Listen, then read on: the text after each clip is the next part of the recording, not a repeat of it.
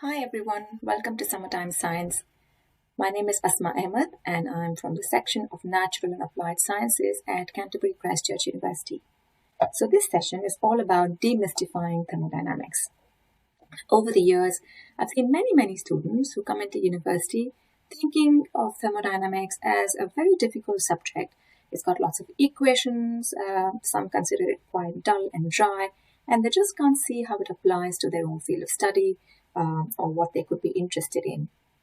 So the point of this session is not to go through equations or solve problems related to thermodynamics, but just to have a conversation around this subject and hopefully help you see that thermodynamics can be quite fun, can be interesting, and you can find its applications in a variety of types of sciences and also in daily life as well. So thermodynamics is, of course, the science of energy. It talks about conversions of energy from one form to another. And of course, you can look around you, and anywhere you look, you'll find applications of this in heating and cooling devices. In the lab, you might have chemical reactions and processes. And even in biological systems, you can study thermodynamics of how energy goes in and out and how the biological system survives and grows in size or number. And, with all of the energy resources around the world depleting very rapidly, and a lot of people doing research on finding alternative energy sources and how to use energy more efficiently, thermodynamics is becoming more and more relevant in various fields of study. Another very interesting aspect of thermodynamics, which tends to surprise most people, is that it is based on experimental observations. So although you might see a lot of equations and think that it's largely theoretical, thermodynamics, in fact, is quite a practical subject based on real observations that scientists and engineers have made. So what are we dealing with here? When you study thermodynamics, you would have come across certain words that seem a bit familiar, but you might not understand them in the context of thermodynamics. For instance, you might hear the word system, like thermodynamic system, and it sounds quite mysterious, but really isn't. A thermodynamic system is any system, anything that you choose to study. It could be as simple as a thermos flask, a cup of tea, a room with lots of people in it, a chemical reactor. Whatever it is that you choose to study, that you choose to evaluate, is the thermodynamic system.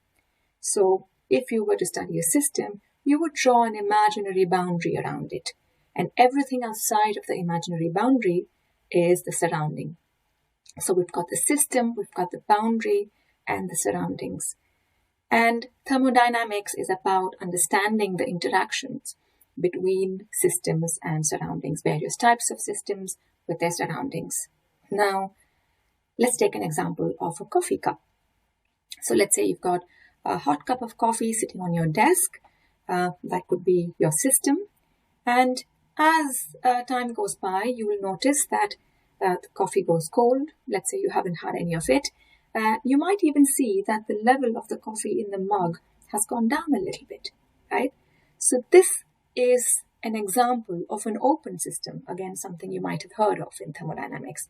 So this is a system that can exchange both matter and energy with its surroundings. So you've got heat leaving the coffee mug and dissipating into the surroundings.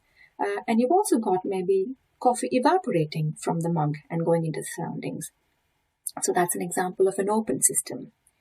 A closed system, on the other hand, can still exchange heat or energy with the surroundings, but it doesn't exchange any matter. So imagine the same coffee cup. Now you've put a lid on it so that the coffee cannot evaporate, but you'll see with time that it still cools down, right? So that's an example of a closed system. And finally, we've got isolated systems. Keeping with the example of the coffee, let's assume we've got coffee in a thermos flask. Now you know that can keep the coffee hot for a lot longer because it's insulated, which means that it isn't exchanging either heat or energy or matter. which is the coffee molecules, with the surroundings. So that's an isolated system. Of course, if you've used thermos flasks, you know it's not truly isolated. If you keep it there long enough, of course, it's going to lose a little bit of heat and it will eventually cool down. But these are just everyday examples of open, closed, and isolated systems that you would come across, quite frequently.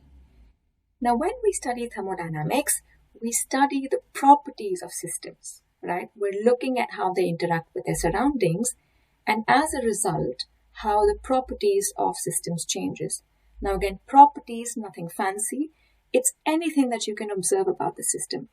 For instance, could be the temperature. The coffee is hot, it's cold. That's a property. The pressure in a reactor or a balloon, let's say, you've got air in it. How's the pressure? That's a property. The volume, the mass. And then when you go deeper into thermodynamics, you'll come across other properties like enthalpy and entropy and other such properties. All of these are just characteristics you can use to describe the system that you're working with, that you're evaluating, right? So although some of these terms can sound complicated, they're actually quite simple when you think about them.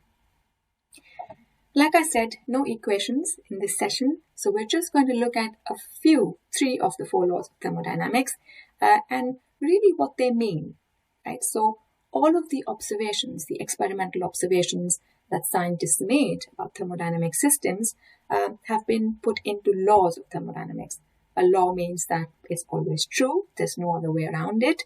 And within thermodynamics, there are 4 laws, the 0th law, 1st, 2nd, and 3rd law.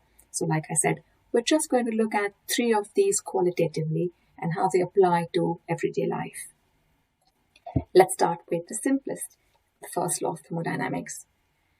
You've known this already, even if you didn't know it as a law of thermodynamics. You might have known this as the law of energy conservation, which just says that you cannot create or destroy energy, but energy can change from one form to another. Again, loads of examples in everyday life. If you plug in a table fan into the socket, you are converting electrical energy into mechanical energy as the fan blades move.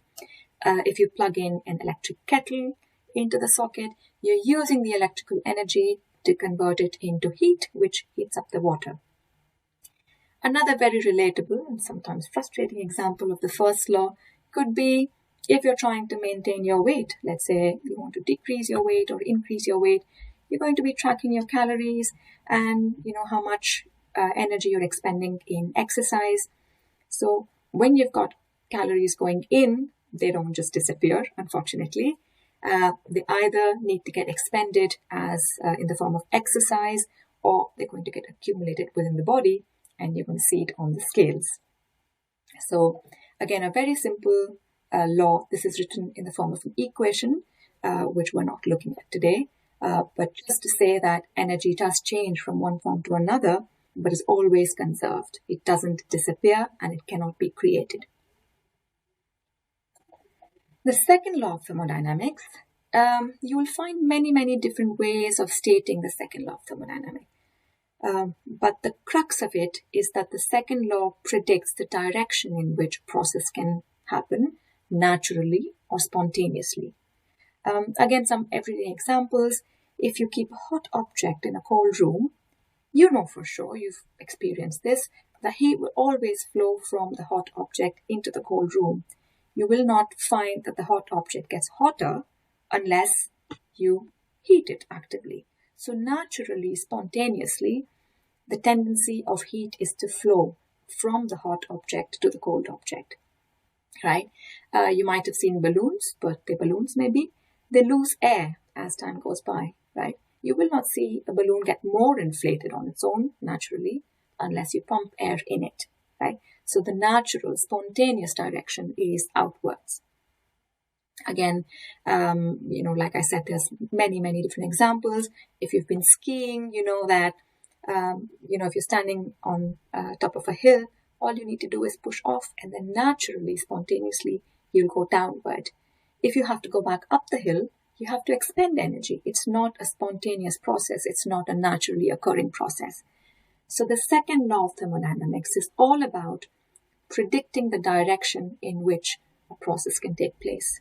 Of course, it has many applications in building devices, in thermodynamic processes and things like that. But these are just some simple examples which can help you remember what the law is about. It's telling you whether something can happen spontaneously in a certain direction, or it needs an energy input, external energy input, to make it happen. The third law, the last law we're looking at today, is the zeroth law of thermodynamics. Now, this might be strange. Why did we not start with this, and why would it not just be called the fourth or fifth law of thermodynamics? Well, the reason is because the zeroth law was discovered after the first three laws already came into being, but it was felt at the time that it's much more fundamental than the first three laws, which is why it was called the zeroth law of thermodynamics. So if you look at the statement of the zeroth law, it says that if two objects are in thermal equilibrium with a third, then they're also in thermal equilibrium with each other. Now, I know this sounds a little bit complicated, so let's break it down. Let's say we've got three objects, A, B, and C.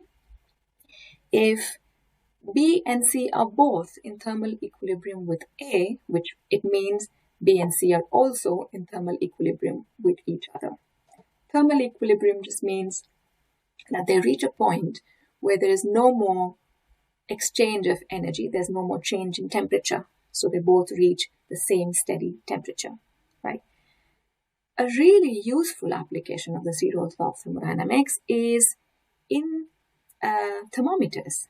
So when you check the body temperature of yourself or someone else, you place a thermometer in the mouth or in the armpit if it's for a child, and you know that most thermometers, especially the older thermometers, had mercury inside of them, right? So as the thermometer heats up, the mercury inside the tube absorbs some of the heat. It expands and it moves on that graduated scale so that then you can read how much the temperature is. This is in fact based on the zeroth law of thermodynamics. So the glass casing of the thermometer itself reaches thermal equilibrium with the body temperature, with the body. So it reaches a certain constant temperature. The mercury is in thermal equilibrium with the glass, the thermometer casing, right?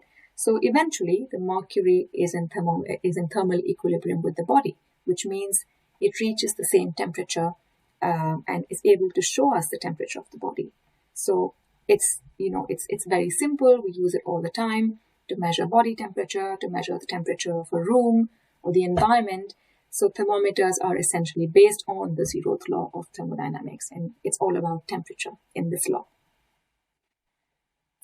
Other than this, I also wanted to talk to you a little bit about how thermodynamics, often perceived as something that applies only to maybe mechanical engineering or chemical engineering, also has applications in other fields.